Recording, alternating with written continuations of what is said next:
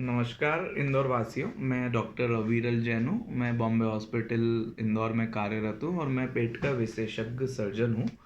और ये जो छोटा सा मेरा वीडियो है, आज corona vaccination program, corona vaccine से जुड़े कुछ तथ्य, कुछ झूठी अफवाहें, कुछ चीज़ें जिनका अभी तक हमारे पास फैक्चुअल कंफर्मेशन नहीं है, उस विषय को लेके मेरा एक ये छोटा सा वीडियो है।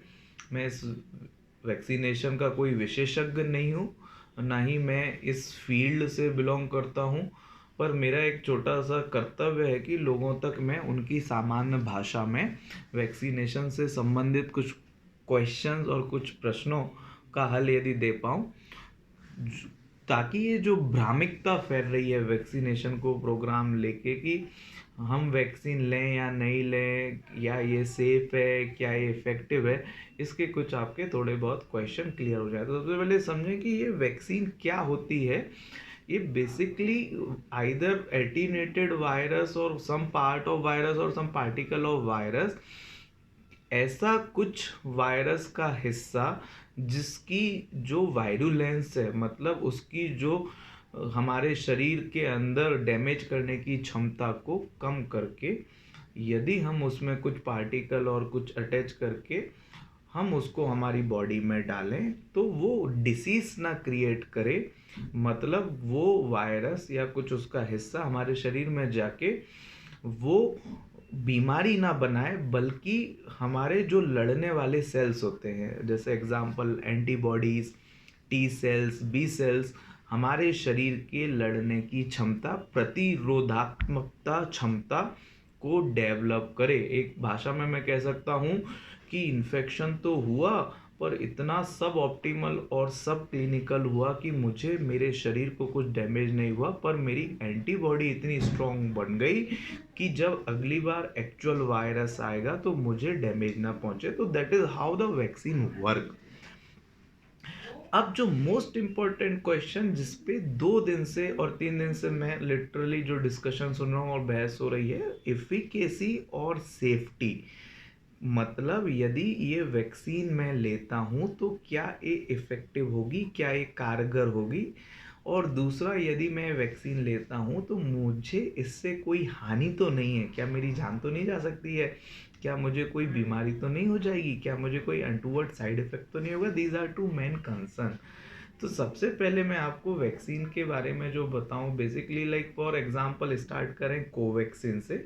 जब भी कोई वैक्सीन आती है मेडिकल साइंस में, ये वैक्सीन कुछ ट्रायल्स के फॉर्म में आगे बढ़ती हैं।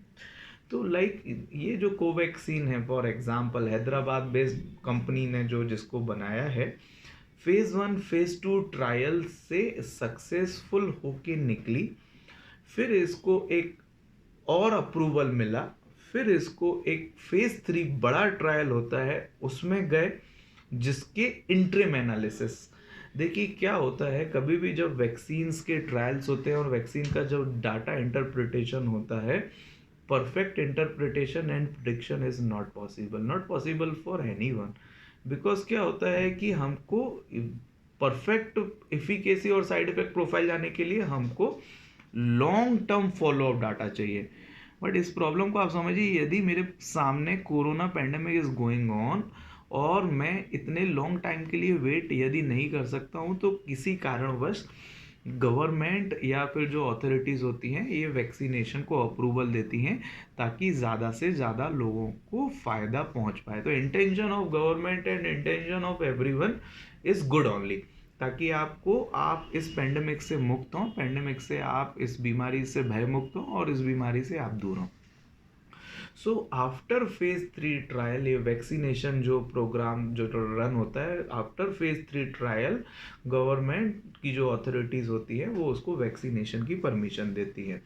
इसके कुछ डू और डोंट्स होते हैं, जैसे फॉर एग्जांपल कि इनको प्रेग्नेंट पेशेंट को नहीं देना है, 18 वर्ष की उम्र से कम जो पेशेंट या जो वॉलंटियर जो भी बच्चे हैं उनको नहीं देना है। तो there are do and don'ts, government की प्रॉपर स्ट्रिक्ट गाइडलाइन है जिनको हम सब लोग प्रॉपर फॉलो करते हैं। कैसे डिस्ट्रीब्यूशन होना है, कैसा इनका सप्लाई चेन है, कैसा इनका सेंटर है, सब कुछ गवर्नमेंट ने बहुत अच्छे तरीके से इसको बनाया है। नाउ मोस्ट इम्पॉर्टेंट एस्पेक्ट की about safety and about comparison with other vaccine, जो जैसे फॉर एग्जांपल यूएसए में कुछ अलग वैक्सीन वहाँ पे डॉक्टरों को मिल रही है, यूके में कुछ अलग वैक्सीन्स मिल रही हैं। तो पहला जो क्वेश्चन है कि क्या हमारे वैक्सीन जो इंडिया में, जिसको हम एक जो कंसेप्ट चल रहा है आत्मनिर्भर वैक्सीन, क्या उसकी इफिकेसी और सेफ्टी प्रोफाइल यूके और यूएस वैक्सीन की जैसी है? तो मेरा आंसर लगभग हाँ है। मेरा दिस इज पर्सनल व्यू है कि हाँ, लगभग हमारी सेफ्टी और एफिकेसी बिल्कुल उनके जैसी ही है। सो इफिकेसी में कोई बहुत ज़्यादा डिफरेंस नहीं है, इवन सेफ्टी प्रोफाइल में भी कोई डिफरेंस नहीं है। फिर आता है कि ये जो वैक्सीनेशन प्रोग्राम होता है, जब भी इस टाइप के पेंडेमिक होते हैं, रन होते हैं, वैक्सीनेशन हम किसको दें किसको नहीं दें, सी हमेशा ट्राई टू अंडरस्टैंड, ये पॉइंट समझने की कोशिश करिए। जो कम्युनिटी और जो पर्सन हाई रिस्क एक्सपोजर है, फॉर एग्जांपल जो डॉक्टर्स हैं, जो हेल्थ केयर वर्कर है, for example even nurse, health care worker, pharmacy people, जो जिनका कोरोना कांटेक्ट पेशेंट के आने की संभावना है, उनको हमें ये वैक्सीन सबसे पहले देना है। We can call as a first line frontier, first line corona warrior, ताकि सबसे ज़्यादा इनको फ़ायदा पहुंचा जा सके। See it is not possible, ये बिल्कुल संभावित नहीं है कि मैं, यदि भारत की आबादी 107 करोड़ है तो उनको एक साथ दे दूँ। It is not possible, it is not feasible and it is not advisable. ये ज़रूरी भी नहीं है, क्योंकि धीरे धीरे हमको कई चीज़ें पता चलती हैं। तो ये डाउट शायद मैं क्लियर कर पाया कि क्यों हेल्थ वर्कर्स को सबसे पहले दे रहे हैं, क्यों फ्रंट लाइन वर्कर को दे रहे हैं, ऐसे लोगों को दे रहे हैं जो कहीं ना कहीं जो हाई रिस्क में है, जिनको एक्सपोजर की संभावना है। देन कम टू इफिकेसी, जो डाटा, जो आरसीटीज, जो स्टडीज, जो कंपनी और जो गवर्नमेंट की तरफ से है, 60 to 70% कोटेड करते हैं, कुछ 80 बोलते हैं, कुछ 50 बोलते हैं, बट मुझे लगता है कि after 2 shots of vaccination around 50 to 60% इस वैक्सीन की इफिकेसी है। And now come to the most important, जो लोगों के मन में भय है कि क्या इस वैक्सीन लेने से मुझे कोई मेजर और ड्रास्टिक साइड इफेक्ट है? तो मुझे ऐसा लगता है, ये जो वैक्सीन, जब सेफ्टी प्रोफाइल इनका हम कंपैरिजन करते हैं और डिस्कस करते हैं, ये काफ़ी फेजिक ट्रायल से होके गुजरती है, phase 1, phase 2, phase 3। I don't think so कोई मेजर साइड इफेक्ट है, लाइक कि आपकी डेथ हो जाए या कोई अनटूवर्ड्स इवेंट हो जाए सडन, वेरी अनरेयर। मैं 100% इसको डिनाई नहीं कर सकता हूँ, but it is very very very very rare. जो सभी वैक्सीनेशन जो प्रोग्राम हमारे देश में और पूरी दुनिया में रन हो रहे हैं, सभी के साथ एक छोटी सी रिस्क ज़रूर रहती है। Try to understand second point, कुछ अनटूवर्ड्स इफेक्ट हो सकते हैं जिनको हम साइड इफेक्ट बोलते हैं। जैसे मैंने वैक्सीन लिया तो शायद अगले दिन मुझे हल्का सा फीवर आ सकता है, मैंने जहाँ वैक्सीन लिया वहाँ पे मुझे हल्का सा रेडनेस हो सकता है, या फिर मुझे इचिंग हो सकती है, या फिर मुझे मलेज, मतलब मुझे अच्छा ना लगे, वीकनेस रहे। These are some very common side effect. Government recommended आप एक छोटा सा क्रोसिन या पैरासीटामोल ले लें, या कुछ भी नहीं करें, रेस्ट करें, आप ऑटोमेटिकली रिकवर हो जाएंगे।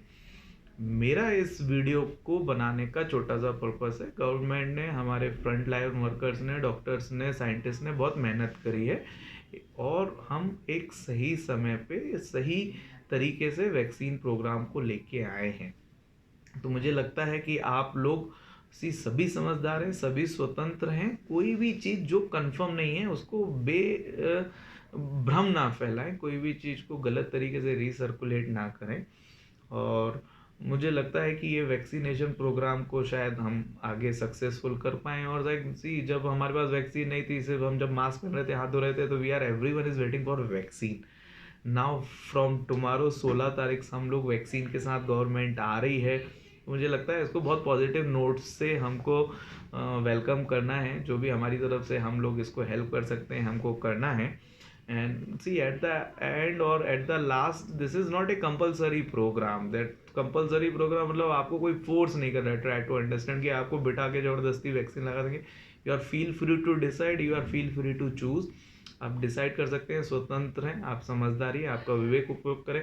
ये जो छोटा सा मेरा अभी 7 8 9 10 मिनट का वीडियो है, मेरा पर्सनल व्यू है। मेरा सिर्फ ये था कि भ्रम ना फैले, लोगों में कोई डर का माहौल ना बने, इसलिए आप लोग आपके विवेक से, बुद्धि से काम लें। मेरा एक छोटा सा प्रयास वैक्सीनेशन प्रोग्राम के लिए। Thank you very much.